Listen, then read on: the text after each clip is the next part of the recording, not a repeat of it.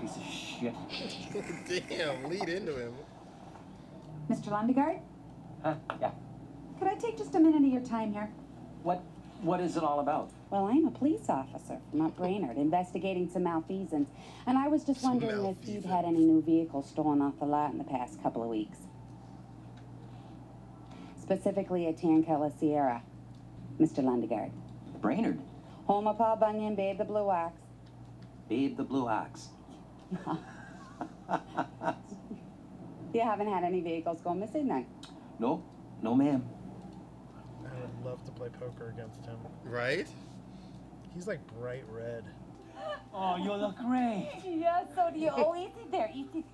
Easy. This is a nice place. Yeah, you know it's a Radisson, so it's pretty good. It's a Radisson. Oh, Chief Gunderson then. You went and married Narm's son of a Gunderson. Oh, yeah, a long time ago. Are you down here on that homicide? Yeah, but there's not a heck of a lot to discuss. Well, there definitely is a lot to discuss. There are 3 dead people. I was married to... You mind if I sit over here? I was married to Linda Cooksey. No, why don't you sit over there? I prefer that. Yep. Sorry. Oh, no, just so I can see you. Don't have to turn my neck. Oh, sure.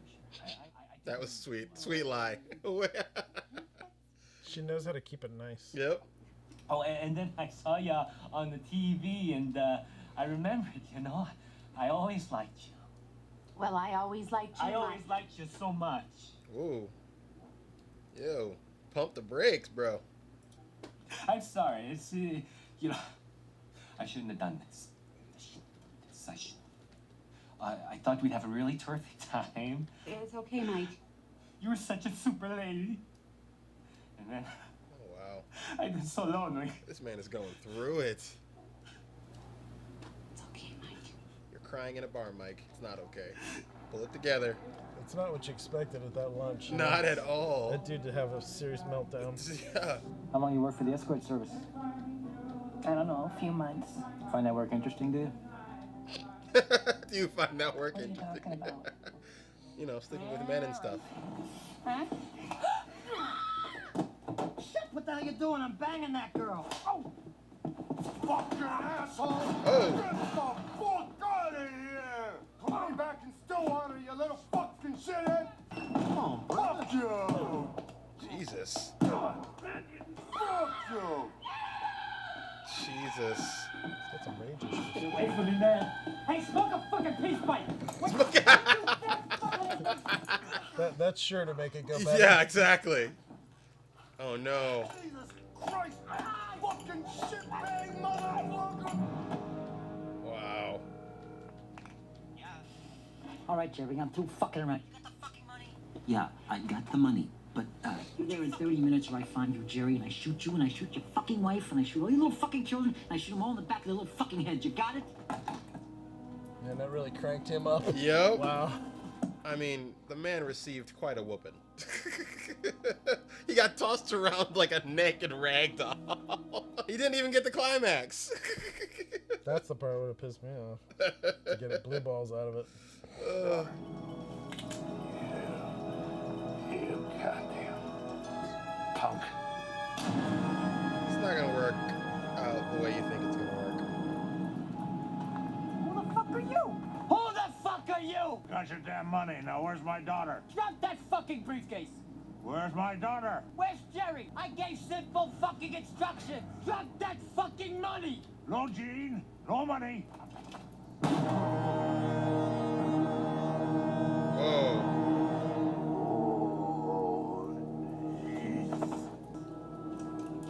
Whoa. Oh!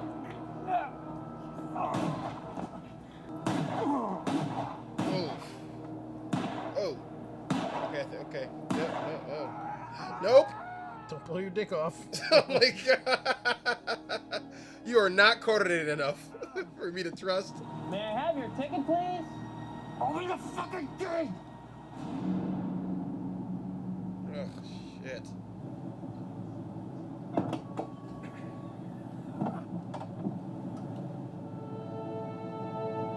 Oh, wow.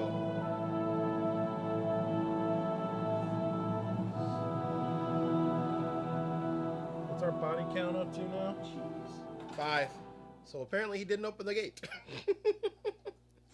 I would have just opened the gate. He wanted that $4. Did he put his dad's body in the trunk? Is everything okay? Yeah, No, everything is not Are okay. you calm, Stan? I'm going to bed now. Yeah, this clusterfuckery. You can't dig yourself out of this hole.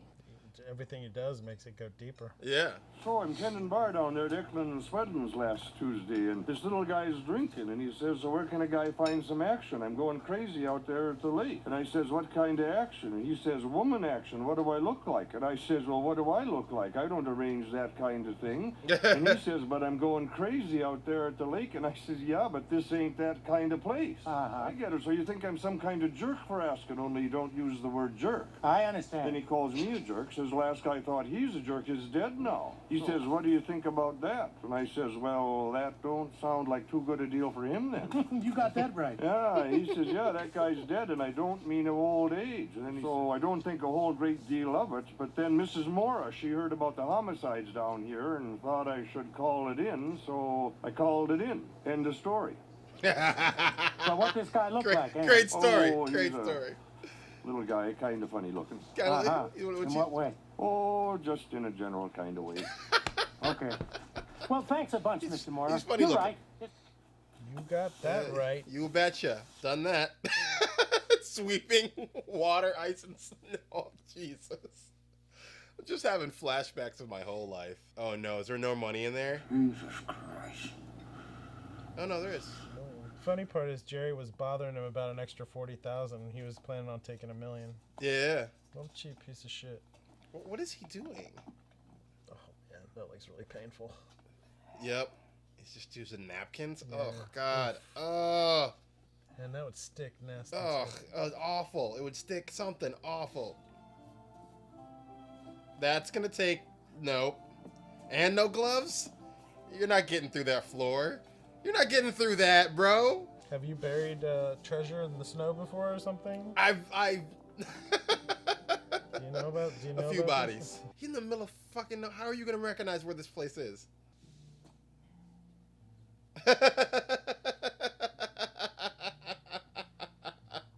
Oh man. Yeah, that is a dumb plan. He ain't never gonna find that motherfucker later. You see all that white and all that? Mr. Lundegaard, sorry to bother you again. Can I come in? Yeah, no, I'm kind of busy here. I understand. I'll keep it real short then. Yeah, like I told you, we haven't had any vehicles go missing. Are you sure? Stan? We run a pretty tight ship here. Right, I know, right, but, right there. well, how do they establish that, sir? I mean, are the cars counted daily, or what kind of a routine here? Ma'am, I answered your question. Oh, he got it. Oh, yeah, get out. I answered the darn... I'm cooperating here. You have no call to get snippy with me. I'm just doing my job here. I'm... The energy in the room has shifted. I'm not, Jeez. Worst poker face ever. Worst. Sir, could I talk to Mr. Gustafson? Mr. Lundegaard. Okay. I'll do a damn lot count. Sir, right now? Yeah, right now. You're darn tootin'. You darn tootin'. Damn important to you. I'm sorry, sir. Ah, what the Christ. Ah, what the Christ. You're darn tootin'. Well, I'm gonna do the info section is gonna be about northern phrases. Well, yeah. For sure. Oh, for Pete's sake. He's fleeing the interview. He's fleeing the interview. Oh, he's getting outside line here. Yeah, Detective Cyber, please. Dun, dun, dun. That would hurt so much. Fuck happened to her? Well, I got the money. I'm taking Sierra. We split that. You split a fucking... That's not gonna end well. Oh no! Oh, oh! All these axes. It's just blunt object. There's a car, there's a car! My car! Tan Sierra! Oh no, don't go alone. Margie, I like you. This is where it starts to feel like a horror movie. The axes and everything. Yeah, dude. Wait for backup. Yep. Wait for backup. Always wait for backup. Ugh. Here we go. Pull that bolt. Yep. That pea shooter. Yeah, seriously. 38 caliber pea shooter. And he's a big guy. You makes it. Ugh.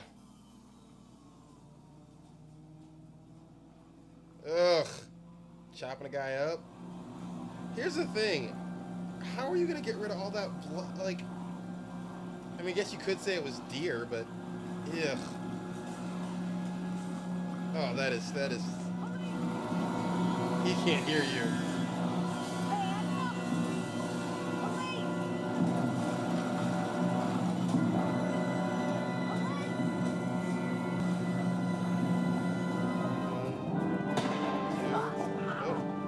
God, Marjorie.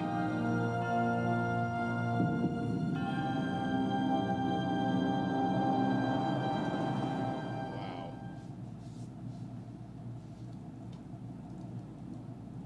So that was Mrs. Lundegaard on the floor in there. And I guess that was your accomplice and the wood chipper. And those 3 people in Brainerd. For a little bit of money. There's more to life than a little money, you know. Don't you know that? And here you are. And it's a beautiful day. Here you are, and it's a beautiful day. I just don't understand it. Yeah, final above overhead shot.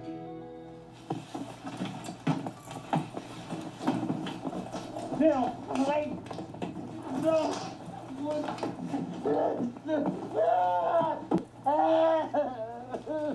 Yeah, you're not going nowhere, buddy. I love you, Margie.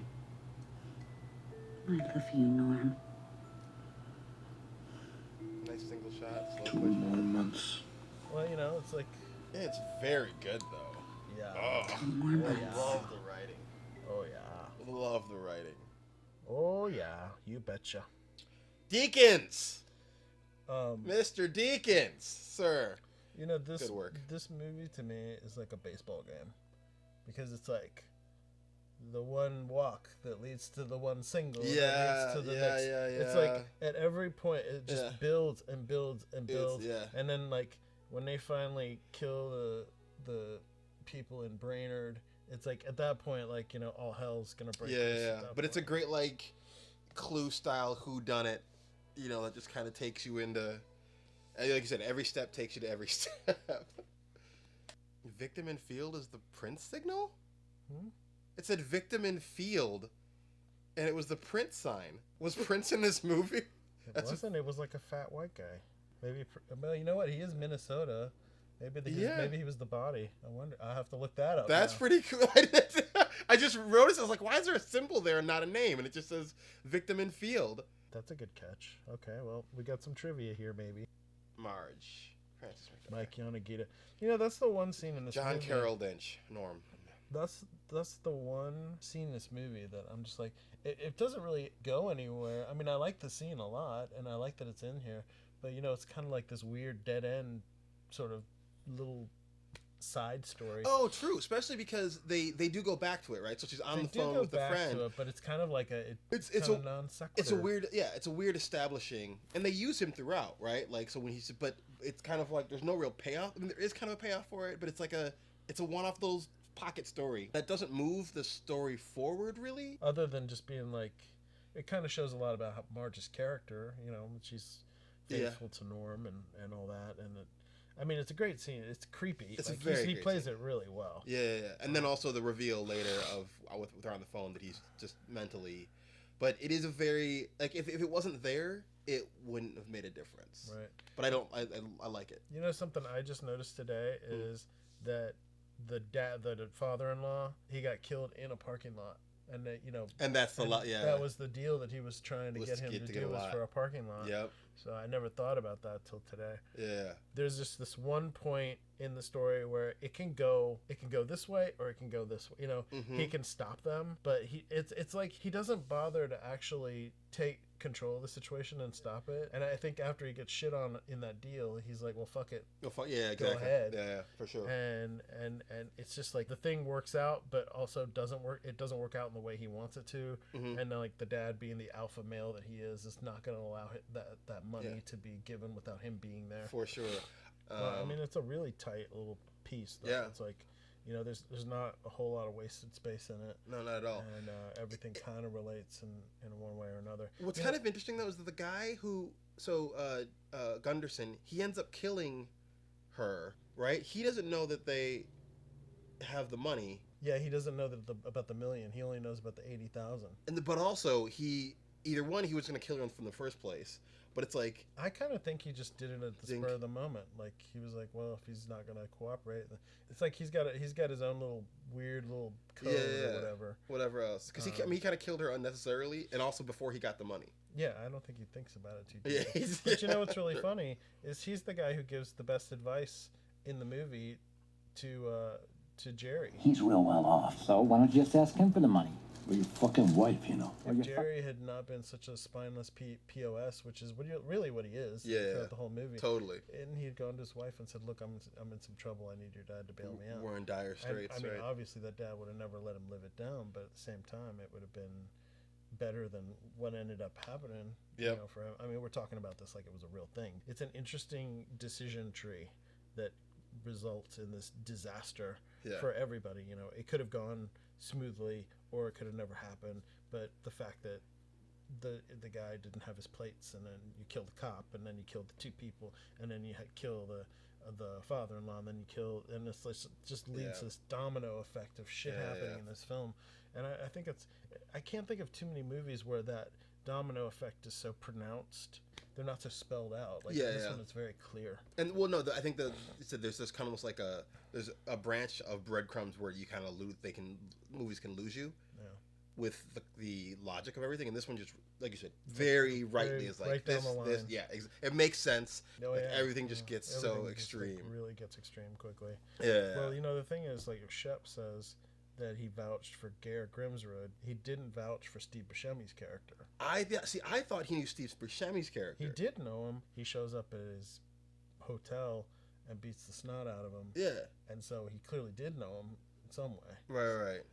And so maybe he had a conversation with Grimsrud or something. I don't know. Maybe he called him or something, and they were like, "Oh no, it's this guy," and he went after him at that point. Yeah. But I mean, it's like it's a very straightforward story. Like, you know, when I'm watching it, I'm like, there's a lot of sort of static and over the shoulder shots, which is kind of like a typical film in a lot of the way that it's shot. Very dialogue. Yeah. You know, it's sort of slow push-ins on things. Mood was really cool and really interesting. It wasn't a lot of like extreme camera movements from what I could tell, which sometimes in like in Raising Arizona, when you see that, you'll see that they do sometimes really the camera is a real character. So it's really elaborate. This one's a very quiet film. Very quiet film. It's kind of how No Country is kind of quiet in that way. Yeah, the dryness of it. Yeah, there's a very dry sort of humor to the whole thing. Fargo. That's Fargo. That was great. It's Fargo. Yeah. So you're moving back to Wisconsin anytime soon? Did you see all that snow? Did you see all of that snow? The wheel wells rust out really fast because all the salt. All the salt, yeah. And that True Coat there. You should get the True Coat. That True Coat. It'll help you against the salt. It's not. I don't want that True Coat. You know, but that guy. I find that scene interesting because that guy he had Lundegaard's number from the start. He's like, "You're a fucking liar." Jerry is. He was like a dirty little spineless liar. Yeah, he's a car salesman. She's married to I think the director Joel Cohen. I think that's who she's married to. I think she was actually pregnant. All this is going to go into the handy dandy info section. Yeah, I was wondering if she was actually pregnant. Or I think she was actually pregnant. Okay. By him, hopefully. We'll check on that too. Maybe we'll uncover some TMZ tabloid shit on the Coens. How many yes does it get? Oh yeah. Yeah. So, but it's 5 out of 5. Oh yes. 5 out of 5. Margie going. Oh yeah. Oh yeah, betcha. Yeah. I also give it 5 out of 5. Oh yeah, betcha. Oh yeah. There we go. All right. Anyway, on that note, please like and subscribe. Do those things that must be done in order for us to become rich and famous. Yeah, We'll catch you on keep the next watching. one. And love all the new subscribers. We had. I'm starting to talk with a northern accent. I don't know what's. That's what going happens. on. It seeps into you. Seeping You in. watch it and it just. Oh, you betcha. So when you see that like and subscribe button, go, oh yeah, I'm liking and subscribing that. And then you hit it. And then you like it. And then we get rich and powerful. Anyway, to our new subscribers, welcome to the channel. And buy ourselves a nice Oldsmobile. Yeah, a Buick. And there will be more Coen brothers, and there definitely will be a few more Kubricks coming down the line. Okay. We're doing that. We're loving the Kubricks. Oh, by the way, we're getting a lot of heat from your cat comments. I know. Aliens. You called it. No, wait a second. You called it. Well, wait a second. Look, first of all, I'm gonna go on record. I never made any bad comments about cats, but we may have lost a subscriber. And then somebody said that they gave us a downvote because of that comment. So I think you should now apologize to the internet for your cat racism. Okay. You know what? Here it comes. Be sincere.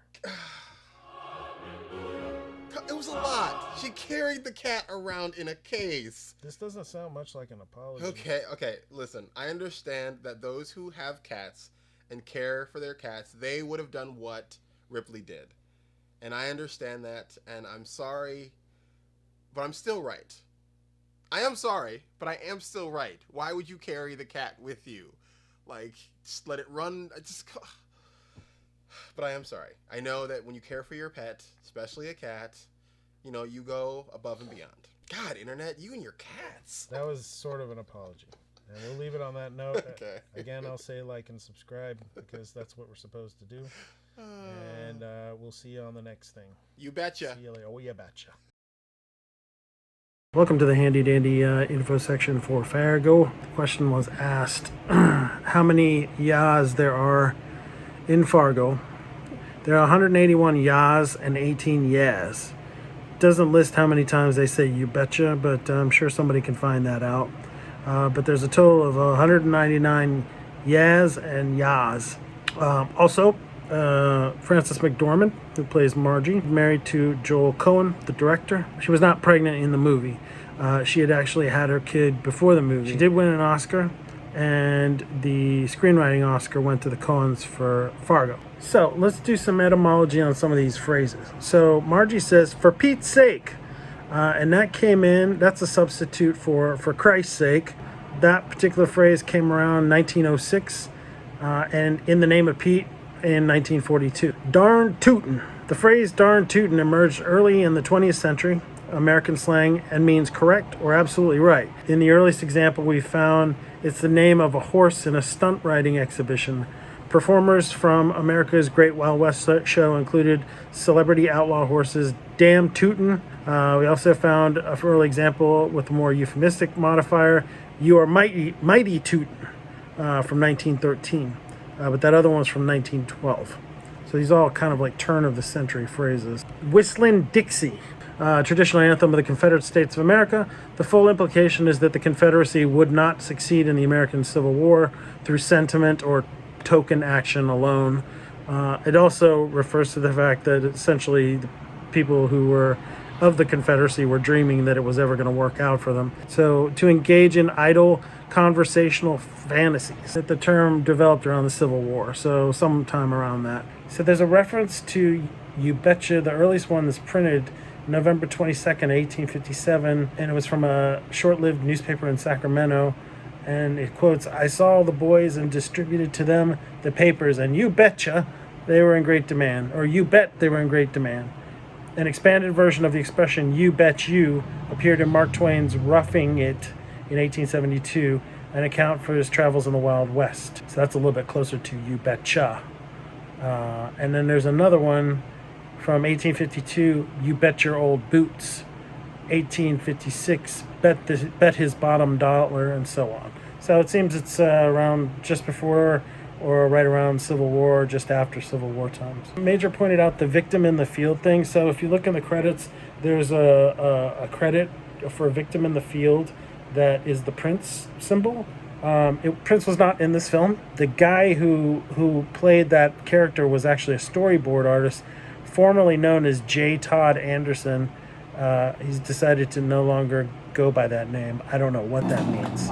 Just some facts about the movie. The cinematography was Roger Deakins. It was shot on Aeroflex 35 BL4 cameras, and it had a set of standard Speed Prime Zeiss lenses. It's one of the sort of best Coen Brothers movies in my estimation. You may want to argue that. If you can argue it in the comments. And while you're doing that, hit that old like button, which is somewhere around here. I don't know where it is. Wherever it is, hit it. Have a good rest of your week. You're darn tootin'.